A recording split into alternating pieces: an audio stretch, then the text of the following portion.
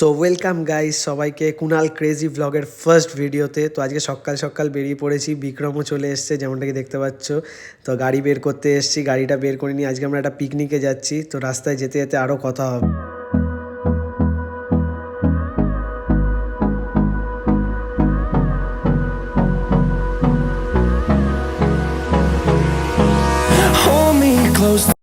So guys আমি তো ব্লগটা শ্যুট করতে পারছিলাম না, তাই বিক্রমকে বললাম ফোনটা বের করে শ্যুট কর, কারণ আমি গাড়ি চালাচ্ছিলাম। আর সেই সকালবেলা আমরা বেরিয়েছিলাম 6টার সময়, এত হাওয়া লাগছিল আমাদের চোখে যে মানে আমি তো তাকাতে পারছিলাম না, তাই আমি গাড়িটা চালাতেই কনসেন্ট্রেট করছিলাম। তাই বিক্রমকে বললাম ফোনটা বের করে একটুখানি শ্যুটটা করে নিতে ব্লগটা।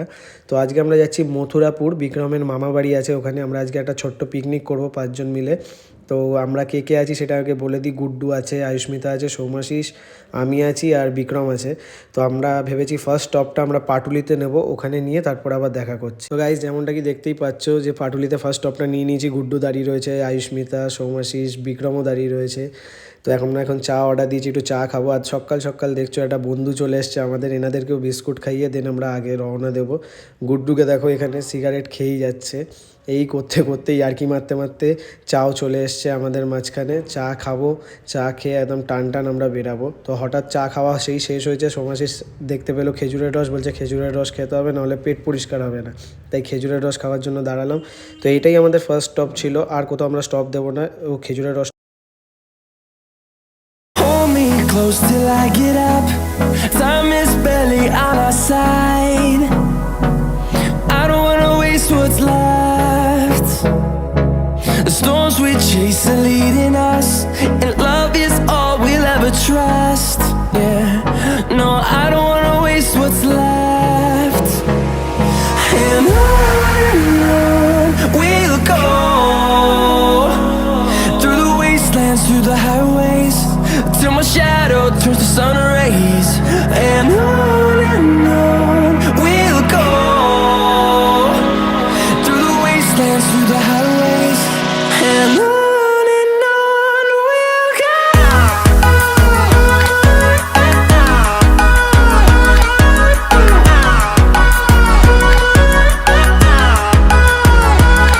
সো গাইজ অনেকক্ষণ আগে এসেই পৌঁছে গেছিলাম। আমি ব্লগটা শ্যুট করতে ভুলে গেছিলাম, আসলে চালু করতে পারিনি। তো এখন রান্নাবান্না কিছু শুরু হয়ে গেছে। গুড্ডুকে দেখো যেমন ফ্রেঞ্চ ফ্রাইজ ভাজছে, ও ফ্রেঞ্চ ফ্রাইজ ভাজাটা স্টার্ট করে দিয়েছে। আর ওদিকে আরও সবাই সবজি টবজি কাটা শুরু করে দিয়েছে, যেটা তোমাদেরকে নিয়ে গিয়ে একটু দেখিয়ে দিই।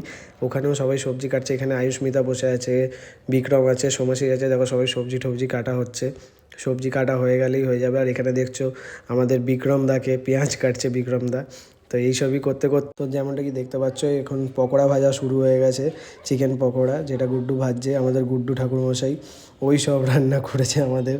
থ্যাংক ইউ গুড্ডু সব খাওয়ানোর জন্য ভালো করে। এইখানে দেখছো বিক্রমও রয়েছে, সোমাশিস রয়েছে, আয়ুষ্মিতা তো কোনো কাজই করেনি, বাদ দাও, আমরাই সব করেছি। সব পেঁয়াজ ঠেয়াজ সব কিছু কেটেছি আমরাই। এখন বিক্রম দেখো টমেটো কাটছে আস্তে আস্তে। ভাই মানে পুরো সাংসারিক ছেলে টাইপেরও, টমেটো ফমেটো সব কিছু কাটতে জানে, সব কাজ করতে জানে ভাই। আবার কোথা থেকে ডাব নিয়ে চলে এসছে, আমাদেরকে ডাব খাওয়াবে বলে, আমাদেরকে একটা ভালো এক্সপিরিয়েন্স দেবে বলে ওর মামা বাড়ির গাছ থেকে ডাব পেড়ে এনেছে। ডাবটা কাটবে, ডাবটা কেটে খাওয়াবে। এখানে দেখতেই পাচ্ছ সোমাশিস দাঁড়িয়ে শুধু বলছে যে ভাই মাংস হয়ে গেছে হয়ে গেছে। ভাই হ্যাঁ ভাই তুই বসিয়েছিস, হয়ে যাবে, আস্তে আস্তে হবে, কিন্তু হয়ে যাবে। এই দেখছো যেরকম কড়াইতে মাংস বসে গেছে, ওইটা নিয়ে সোমাশিস কিছু স্ট্রেসড। আর এখানে গুড্ডু বলছে আজকে যদি দেরি করে বাড়ি যাই ভাই বাবা খুব বকা দেবে।